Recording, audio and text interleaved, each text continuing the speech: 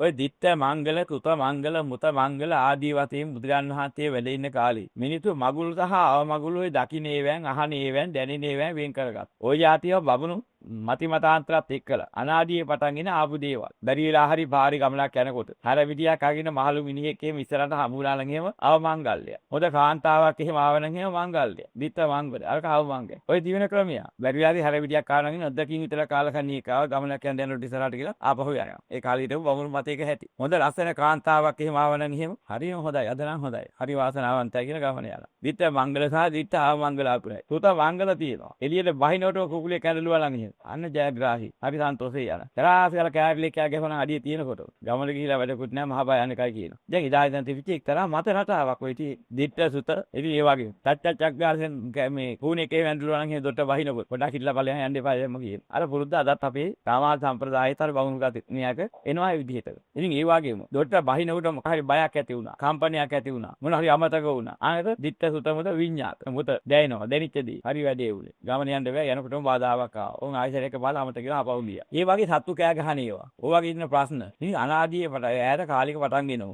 මංගල සහ අවමංගල කියන මේ දෙකේ මයින්ඩ් පටන් ගත්ත ක්‍රමයක් තිබුණා. හැබැයි මේ දෙකේ යම් කිසි ක්‍රමයක් නැතුව එකක් නෙමෙයි මේ බුදුරජාණන් වහන්සේ දේශනා කළේ. මෙන්න මේවට වහල් වෙන්න එපා. මේ වගේ දේවල් වලට වහල් වෙලා නෙමෙයි මේ යථාර්ථය කරා එන්නේ. ප්‍රසන්න මනසකින් යුක්තව කටයුතු කරගන්න පුද්ගලයාට ඒ තුලින් ජය හම්බ වෙනවා. ඔය තියෙන බාධක දුරු වෙලා යනවා. ඒ නිසා යහපත් මනසකින් ප්‍රසන්න මනසකින් හිතන්න කියන්න කරන්න පුරුදු වෙන්න. ප්‍රසන්න මනසකින් යුක්තව කියනකොට කරනකොට හරියට පායන ඡායාව තමානුව පායනවා වාගේ. ආලෝකයේ වැටිදෙන ඡායාව පේනවා වාගේ. අර කියන සුපේ මතුවලා එනවා යහපත මතුවලා එනවා. අනේ පෙන්නපු ඇටි. තදුට්ට මනසින් එහෙම කටයුතු කරන්න පටන් ගත්තොත් ඔය මොනවා කරත් හරියන්නේ නැහැ. ගුණා පස්සේ කරත්තේ බර ඇදලා පස්සෙන් ඇදදී එනවා මිසක් කරත්තෙන් අහර පයින් ගුණාට බැරුවා වාගේ. මහා දුක් විඳින යන ගමනක් හැදෙනවා. ওই දෙක හැදෙන්නේ ওই විදිහට කියලා බුදුදන්වාතී හේතු සාධකතුව පෙන්නවා. ඉතින් මේ જાතිය වැඩපිළිවෙල හදාගත්තාම අර කියන જાතියේ වෙන්න තිබෙන කරදරයක් තිබුණා. ප්‍රසන්න මනසින් කටයුතු කරන කෙනාට ඒ කරදරය වළකිනවා. එහෙම එකක් නැතුව නෙමෙයි. මේ භෞතික පරිසරයේ විවිධාකාර හේතු තියෙනවා. ඒ හේතු තියෙන බව බුදුරජාණන් වහන්සේම කරපු පරිශ්‍රණයෙන් ඔප්පු වෙනවා. මම මතු ලෞතුරා බුදු වෙනවා මේ රන්තලිය උඩුගම් බලා යාවා කියලා දැම්මයි කියලා අපි දහම් පොත්වල පැහැදිලිව සඳහන් වෙනවා. බුදුරජාණන් වහන්සේ ලෞතුරා බුද්ධත්වයට පත් වෙන නිසා ඔහොම එකක් බැලුවා. උඩුගම් බලා කියලා පාත්‍රයෙන් පෙළහර පෑව. ඒකෙන් දැකලා උන්වහන්සේ තියෙන එක ඒ කාන්තේ මම බුදු වෙනවා. එහෙනම් නිවිතා බලලා තියෙනවා දිත්ත මංගලය දැක්කනේ එතන. ඉතින් මේවා තෝරලා ඉතින් උන්වහන්සේ නිගමනය කළා. ඒ කාන්තේ මේ තුලින් පෙන්වන්නේ